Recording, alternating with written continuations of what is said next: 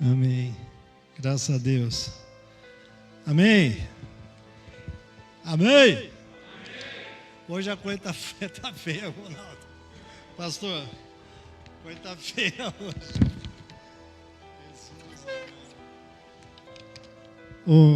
Bom demais. Bom demais estar aqui.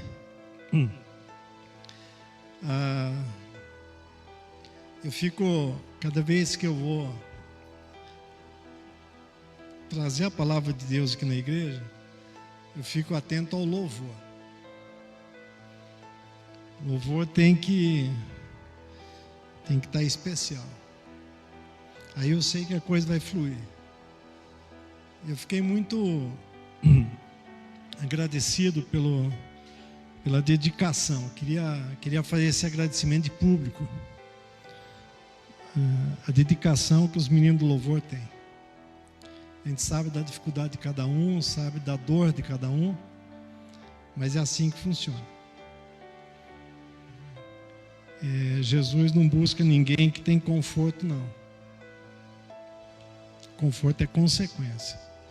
E eu fiquei vendo aquele menino no baixo, não está aqui na igreja agora.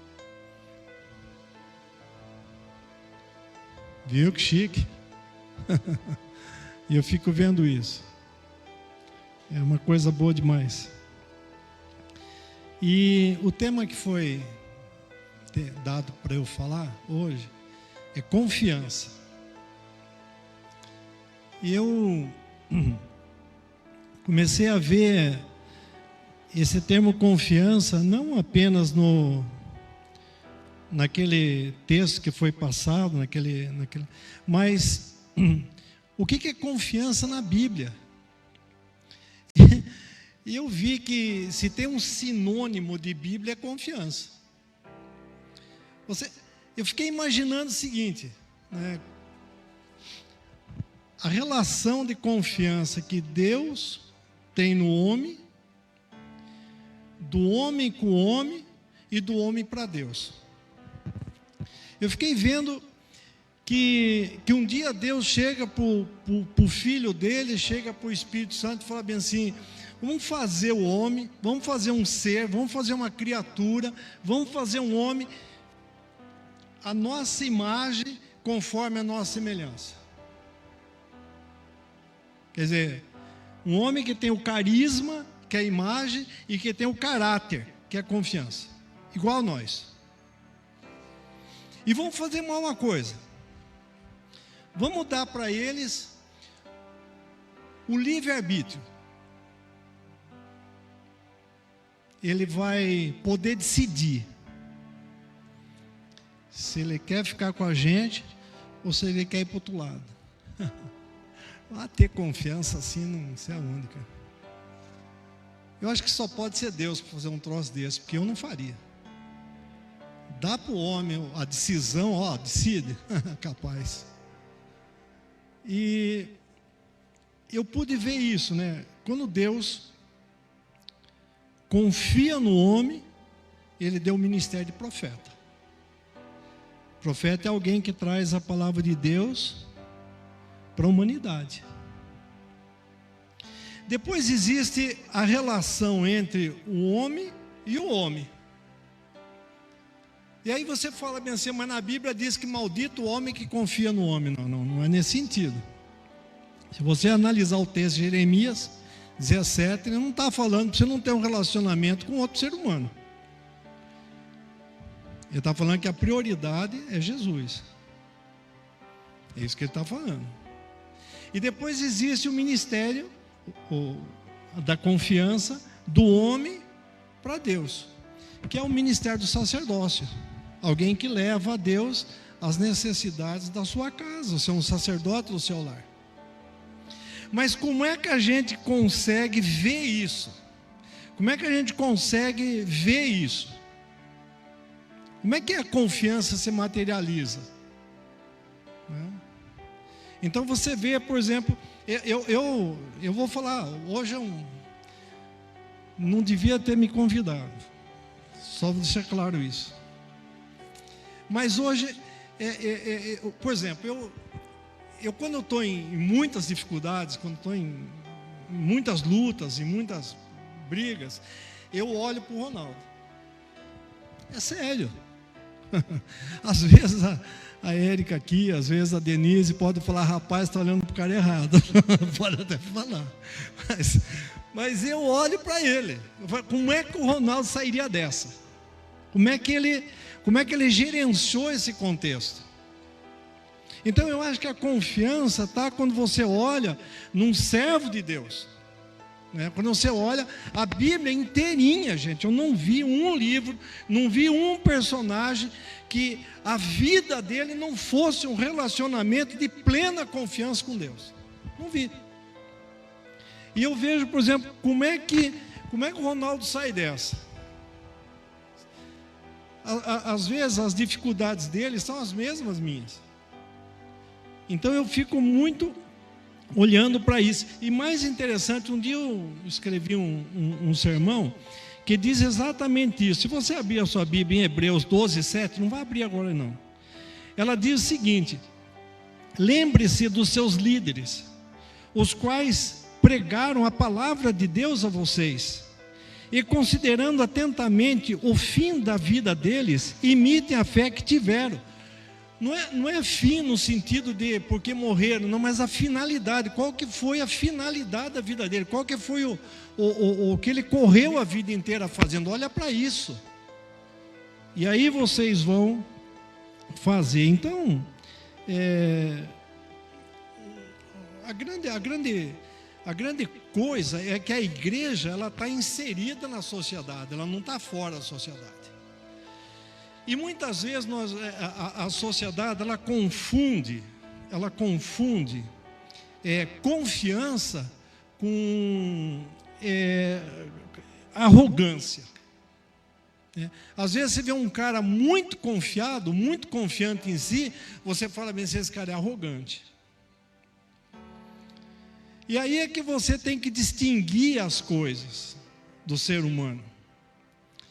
O ser humano que vive atrelado ao mundo, a confiança dele beira a arrogância.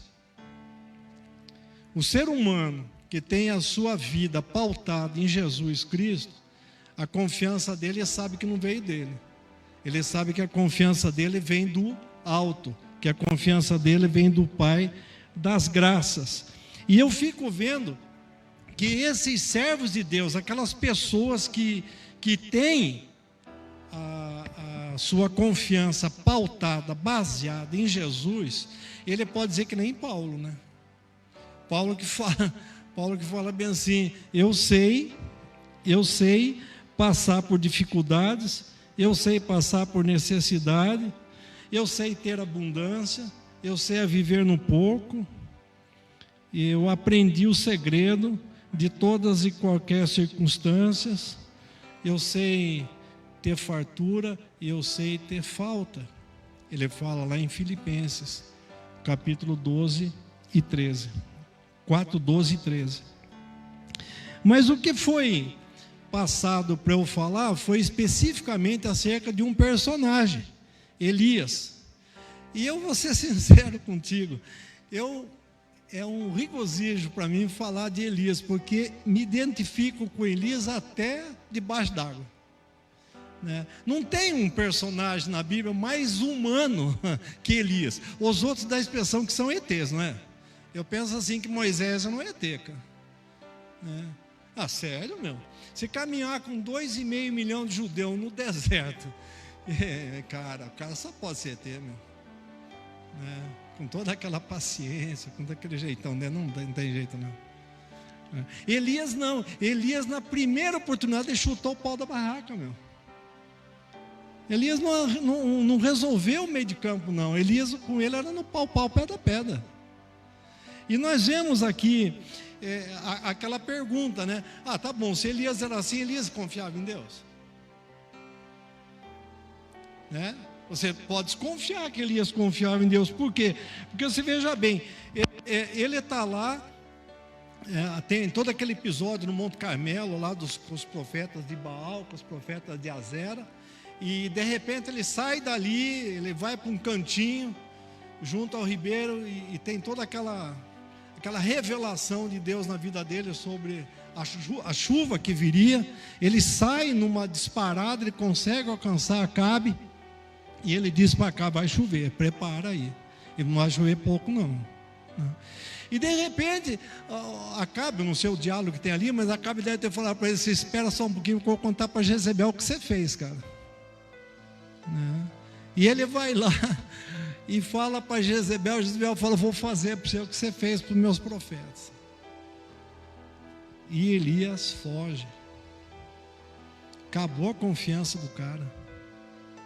Elias foge e fica muito tempo sem aparecer de novo na Bíblia. Mas acho bonito que em cada passagem de Elias, desde o capítulo 19 até o capítulo 21, final do 21, tem lições na vida da gente que a gente precisa aprender. Eu aprendi muito com esse estudo de Elias, foi um privilégio para mim. A primeira coisa que nós devemos fazer é renovar as nossas forças. E eu queria muito que você entendesse isso, porque a última vez que nós vimos Elias, ele estava fugindo de Jezebel. E tem todo aquele episódio lá que ele está cansado, ele fica embaixo de uma árvore, diz a tradução que é um zimbro, e ele é alimentado pelo anjo uma vez, ele dorme, alimentado a segunda vez, e ele dorme. Quando ele acorda, ele caminha 40 dias e 40 noites até o Monte Horebe. Ele vai lá embaixo, Israel. E a Bíblia não fala o que Elias fez na caverna quando ele chegou no Monte Horebe. A Bíblia não fala quanto tempo ele ficou na caverna do Monte Horebe. Mas uma coisa, se você analisar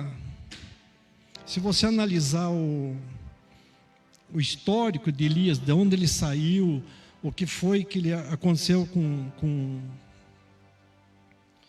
Jezabel, e que ele se esconde na caverna, você tem que entender que ele foi ali para restaurar as forças dele, para renovar a sua fé, para ficar um tempo isolado,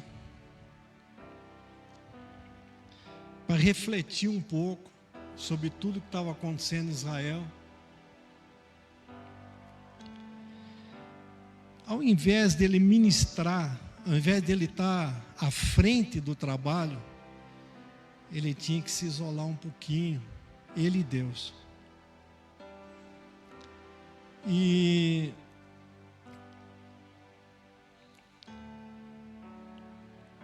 talvez eu queria fazer um parênteses, talvez esse seja um dos maiores problemas de uma pessoa que está à frente de um trabalho. Talvez esse seja um dos maiores problemas de uma pessoa que está na liderança de um departamento de uma igreja. É saber a hora de sair do holofote, é saber a hora de entrar na caverna, é saber a hora de ser ministrado, é saber a hora de renovar as forças, é saber a hora de descansar, de refletir, de renovar toda a sua fé. Acho que tem uma hora que cansa.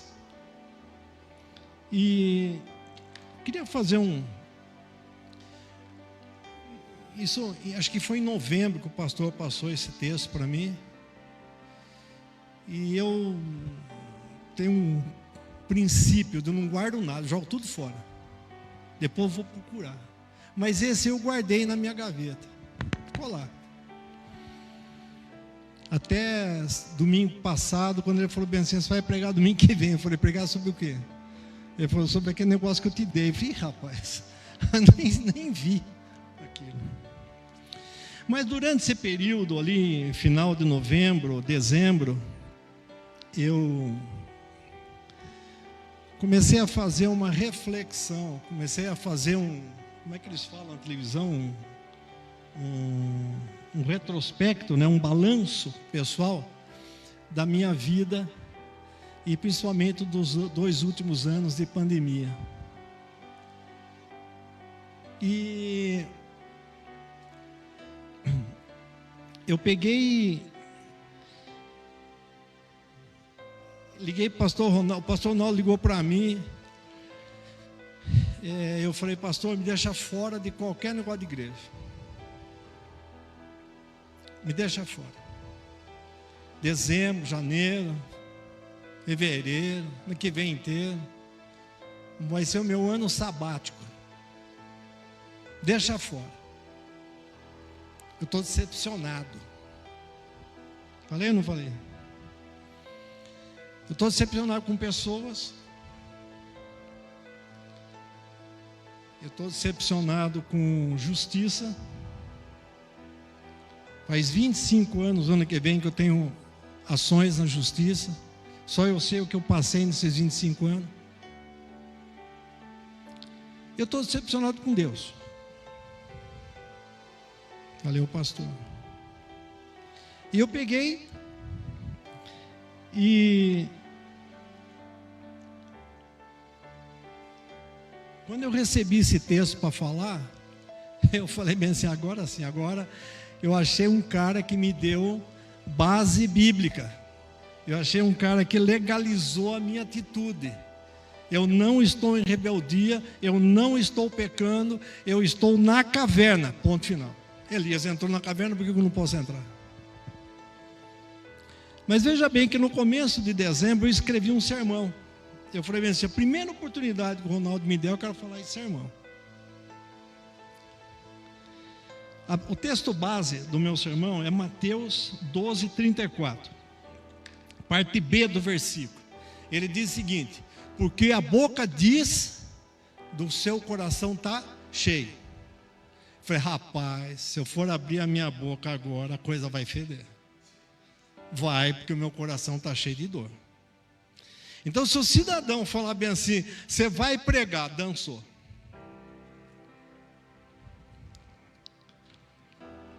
O corpo do sermão, mais ou menos assim, como é que eu poderia falar a respeito de amigos que decepcionam, quando a Bíblia diz, em Provérbios 17:17, que o amigo ama em todos os tempos, em todos os momentos, e naqueles momentos duros, ele se faz irmão.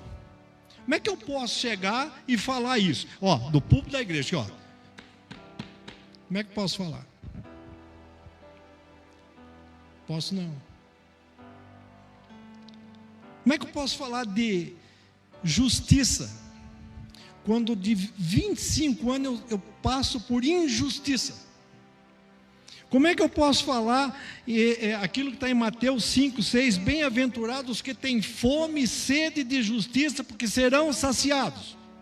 Rapaz, faz 25 anos, não comecei com essa brincadeira ontem não. Terceiro parte, você sabe que eu tenho uma filha, Gabriela, está lá na França hoje. O sonho dela é ter uma família. O sonho dela é ter marido, filhos, ter dor de cabeça que marido e filho dá. Tudo isso. Mas não tem. E quando eu prego a palavra, eu vejo Gênesis 2:22, que diz o seguinte: que um dia Deus pegou Adão, o homem, não tinha nome, Adão não era o nome, tinha um homem, ele pega o homem, tira uma costela e faz uma mulher. Então a minha pergunta é a seguinte: nenhuma mulher, meu entendimento, foi feito de ovo, de chocadeira. A mulher foi feita da costela no homem. Cadê o homem que deu a costela para minha mulher, para minha filha? Cadê? A palavra de Deus diz lá em Malaquias 3:10 que Fazei prova de mim aqueles que trouxerem os dízimos e a oferta à casa do Senhor, se eu não vos abrir a janela do céu e derramar bênçãos sem medida sobre a sua vida. Cadê? Ela é uma fiel dizimista.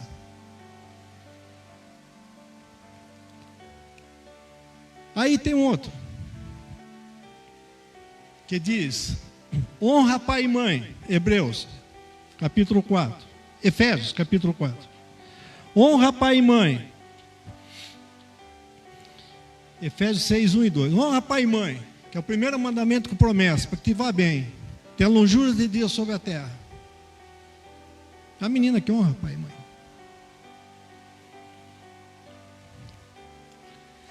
E eu queria concluir o meu sermão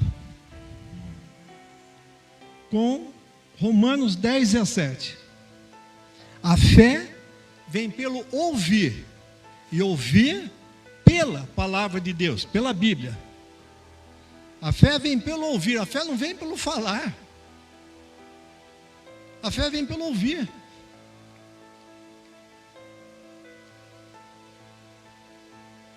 E eu queria encerrar o meu sermão com Lamentações 3:26 de Jeremias, que diz o seguinte: aguardar a salvação do Senhor em silêncio. Quando esse texto de Elias veio para mim, eu falei, cara, igualzinho a eu. Igualzinho a eu. Elias estava. Então, se eu parasse o texto aqui, se eu parasse o sermão aqui, ou se eu parasse a vida de Elias aqui, eu estava bem de vida. O problema é que vem depois. Segundo item é relembrar o que Deus fez. Segundo item na vida de Elias. Elias estava na caverna, não sei quanto tempo ele ficou ali, e Deus chama Elias de volta. Vem trabalhar, amigão. Acabou o período de descanso. 21:18. Vai até Acabe, que está na vinha de Nabote. O último encontro dele com Acabe não foi nada interessante. Ele matou 450 profetas de Baal. Elias então sai da caverna. Ele topa ir ao encontro de Acabe, porque ele tinha confiança em Deus. Ele falou, só posso ir lá por causa disso. Se eu for lá, o cara me mata. Mas ele obedece lá. E eu fico vendo, quando a gente fala de relembrar os fatos de Deus na vida. Esses dias atrás eu estava orando, e Deus falou bem assim, conta os feitos que eu já fiz na sua vida. Numera eles. Numera eles. Você não está na caverna? Eu fico imaginando a caverna, sério. Eu fico imaginando a caverna, aquele platôzão assim grande lá em cima, aquela cavernona, o cara sai lá e fica olhando para o céu. Quantas estrelas do céu. Numera as bênçãos que eu fiz na sua vida. Porque a gente tem uma mania danada de criticar o povo de Deus lá no deserto, não tem? Eu critico pra caramba. O povo mal educado. Deus abriu o mar. Deus fez cair o maná. Deus curou eles de picada de cobra. Deus feriu a rocha e deu água. Cada vez que Deus fazia uma bênção, o cara caía de pau do outro lado. E a gente critica isso. Mas eu fico imaginando nós. Como é que nós somos? Será que a gente age errado? Será que a gente age de uma forma diferente? A gente fala que aquele povo não tinha confiança em Deus, mas será que nós temos?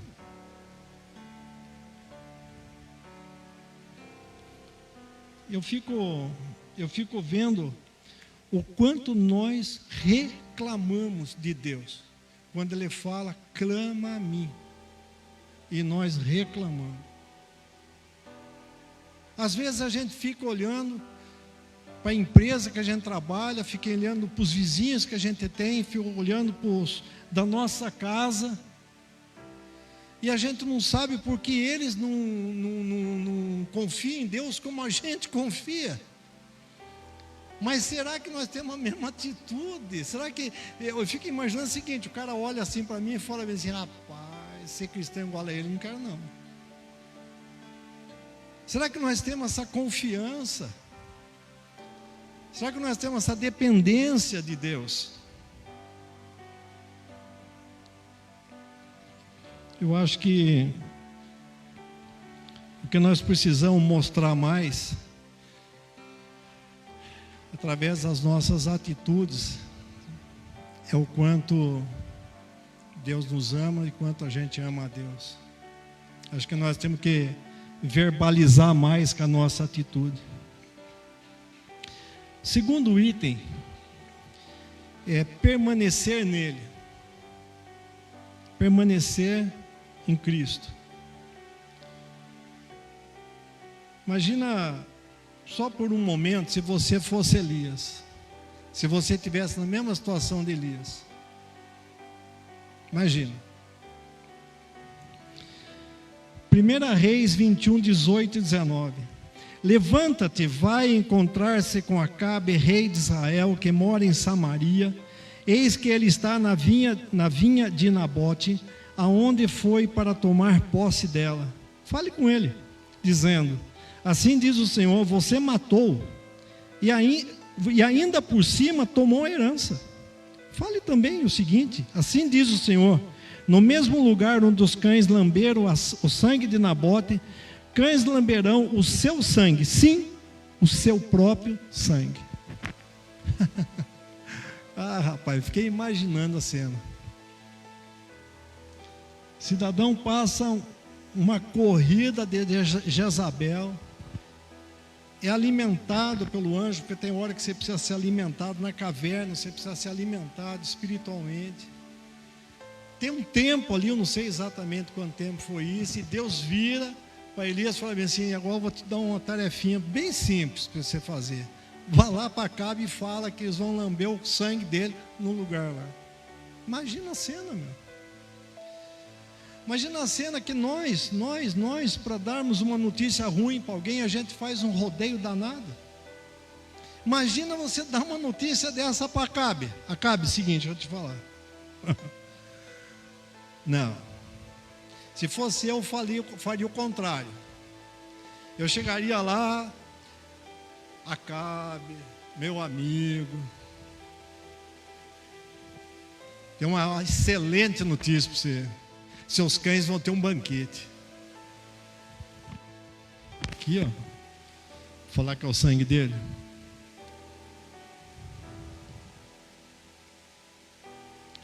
Ninguém gosta da notícia, não. Ruim. Mas Elias tinha uma coisa interessante. Ele confiava que Deus iria à frente dele para conversar com Acabe, preparar o coração de Acabe, preparar todo o cenário para ele dar essa notícia. Mais ainda, Acabe sabia quem era o Deus que Elias servia. Acabe sabia o Deus que fazia coisas, ele tinha experiência com coisas que Elias tinha feito. Então ele tinha que ter cuidado com Elias. Eu conheço muitas pessoas, profissionais, pessoais, empresariais, pessoas que passaram por muitas dores durante essa pandemia.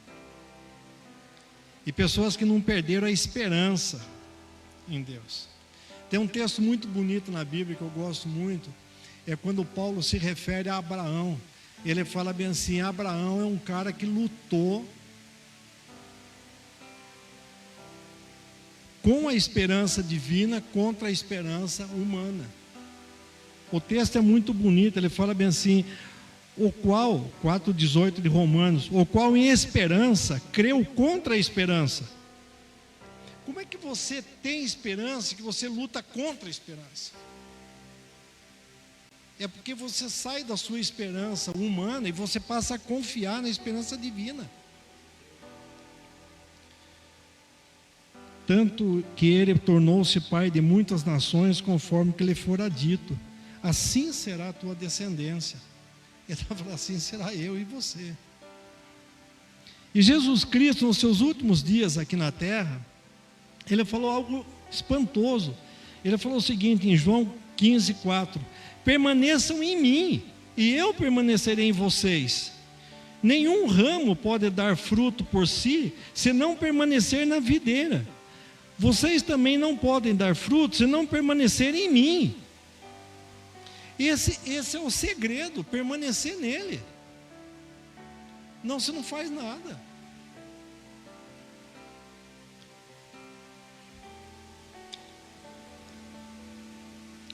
E o quarto item,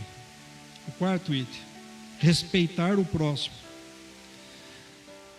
Eu confesso para ti que quando você analisa a vida de Elias, não dá a impressão que ele respeitava a gente, não.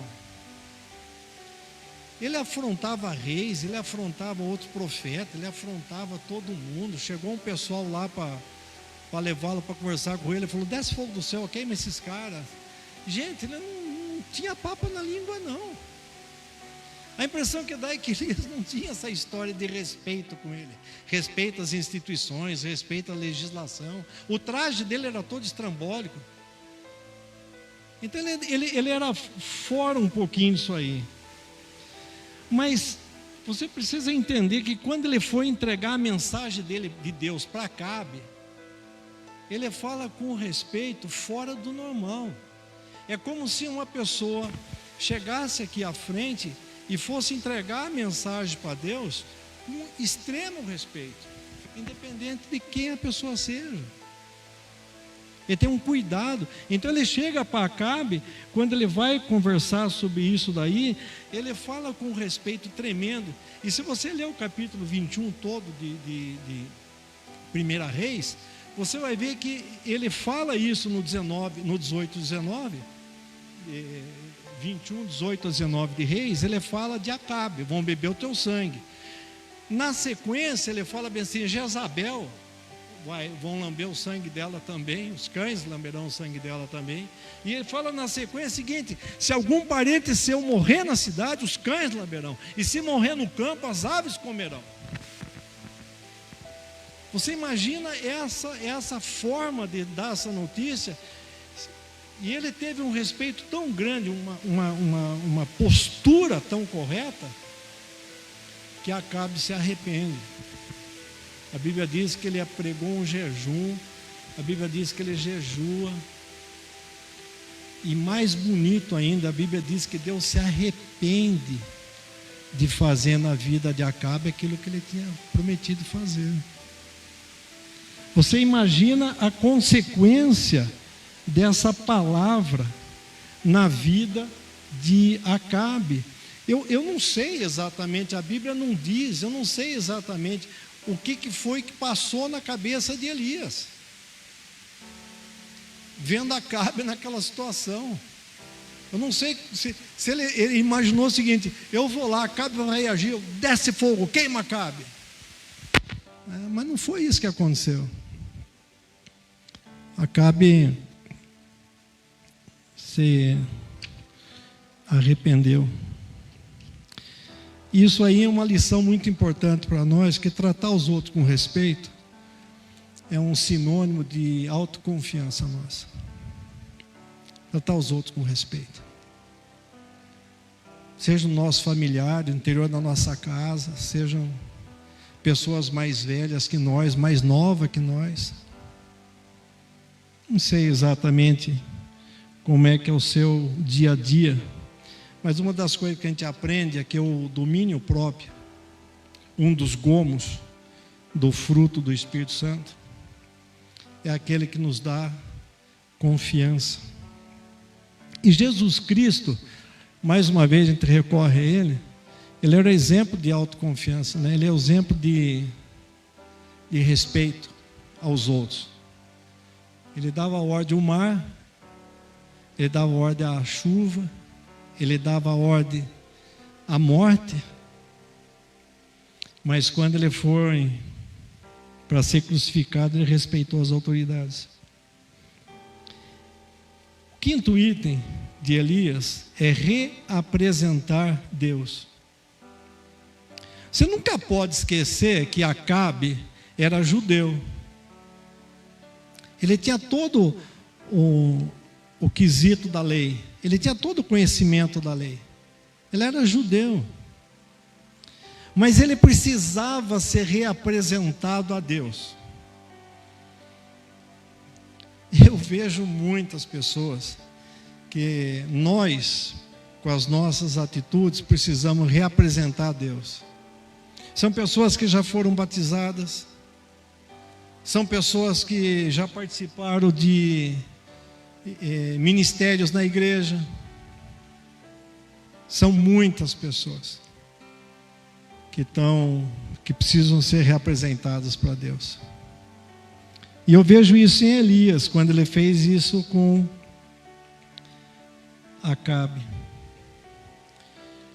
Mas não tem jeito da gente reapresentar a Deus se a gente não espelhar Deus na nossa vida.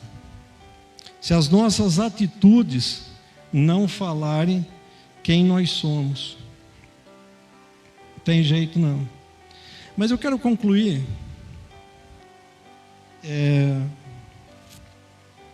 dizendo, se você já se imaginou sendo comissionado, chamado por Deus para sair da caverna, para sair do seu comodismo e reapresentar a Deus para um monte de gente que está aí fora precisando. As pessoas dizem, as pessoas tropeçam por não conhecer a palavra. As pessoas tropeçam porque não tem quem vá falar da palavra. As pessoas tropeçam quando veem em nós, cristãos, atitudes que enegrecem a Deus. As pessoas ficam preocupadas em não ser cristãos. Alô? Aí. E eu não sei quanto tempo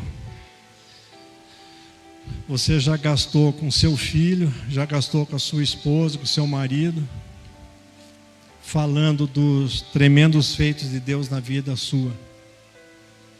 Às vezes nós falamos um monte de coisa para os nossos maridos, esposa, filhos, e nós queremos que eles se convertam, mas nós não falamos de Jesus. Mais ainda, nós não espelhamos Jesus.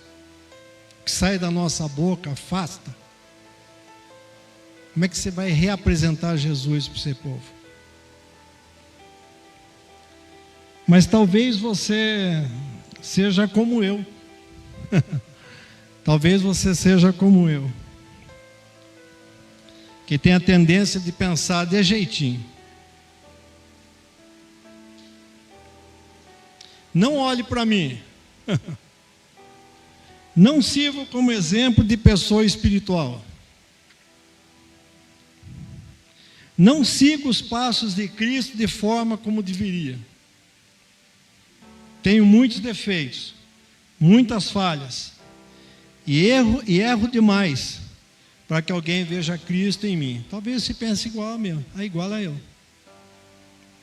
Talvez. Mas chegou um dia,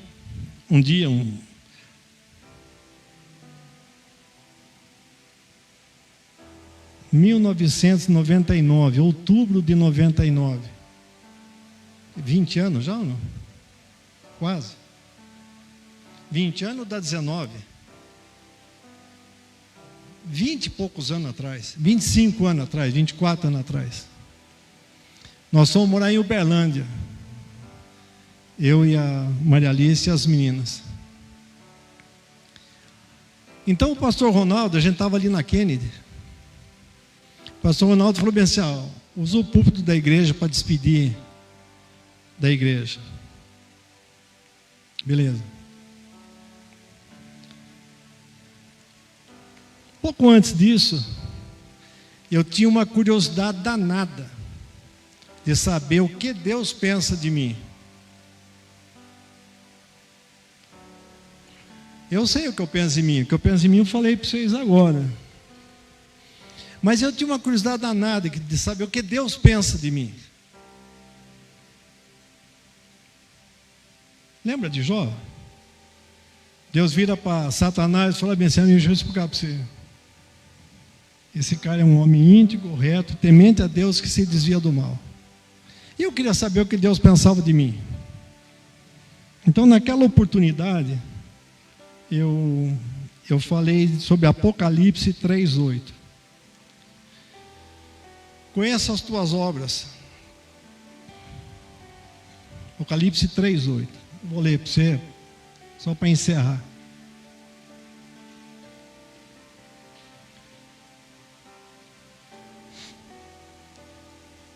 A gente fica tanto mexendo em celular que quando mexe na Bíblia de papel apanha, né? Apocalipse 3:8. Conheço as tuas obras. Diante de ti pus uma porta aberta, que ninguém pode fechar. Sei que tens pouca força. Entretanto, guardaste a minha palavra e não negaste o meu nome. Isso que Deus me disse. Eu conheço você. Eu sei que você tem pouca força, mas guardaste a minha palavra e não negaste o meu nome.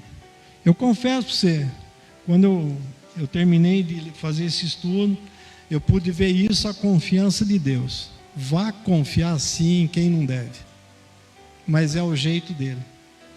Ele negou aos anjos. Ele negou aos anjos evangelizar e deu a nós. Essa é a confiança que nós temos que ter nele. Amém? Vamos orar? Se você quiser ficar em pé, se quiser.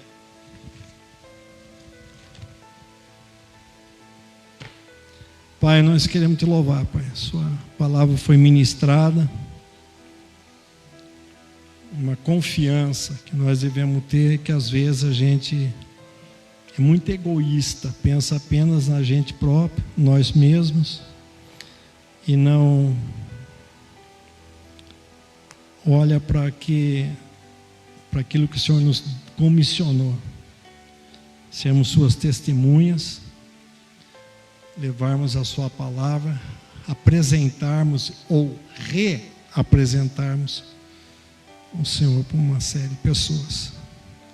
Usa a nossa vida, Pai, usa a minha vida, não como um bom exemplo, mas usa a minha vida, Pai, quando o Senhor diz que conhece as minhas obras.